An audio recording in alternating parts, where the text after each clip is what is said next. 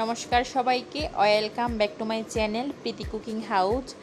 আমি আজকে আপনাদের মাঝে শেয়ার করতেছি দুধ চা করার রেসিপি। তো আমি এখানে 2 কাপ দুধ চা করব। 2 কাপ দুধ চা করার জন্য আমি এখানে নিয়ে নিয়েছি 3 কাপ জল। মেপে 3 কাপ জল দিয়ে দিলাম। এবার চুলার সুইচটা অন করে দিয়ে দিলাম। এবার জলটা জাল করে নেব 5 মিনিট। 5 মিনিট জল জাল করার পর এর মধ্যে দিয়ে দিলাম 3 চামচ পরিমাণ চা পাতা। 2 কাপ চা করার জন্য আমি এখানে 3 চামচ চা পাতা দিয়েছি। আর কাপে নিয়ে নেব 4 চামচ পরিমাণ দুধ। আমি যেভাবে দেখিয়ে দিচ্ছি মেপে ঠিক সেমভাবে চাটা করে দেখবেন, অনেক মজা হবে খেতে। 4 চামচ দুধ দিয়ে দিলাম। এবার লিকারটা দুধে নিয়ে নিচ্ছি, ভালোভাবে গুলে আবারও চুলায় দিয়ে দেব।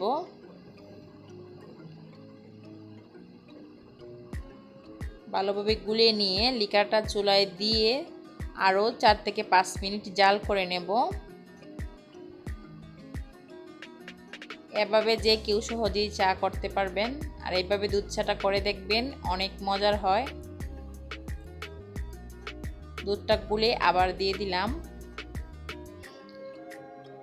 এভাবে পাউডার দুধ দিয়ে বা গরু দুধ দিয়ে চাটা করে খেয়ে দেখবেন, দারুণ হয় খেতে। চিনিটা দিয়ে দিলাম। আমি এখানে 2 চামচ চিনি দিয়েছি। চিনিটা আপনাদের পরিমাণ মতো দিয়ে দিবেন। চিনি দেওয়ার পরে আরও 5 মিনিট জাল করে নিলাম একবারে লো হিটে।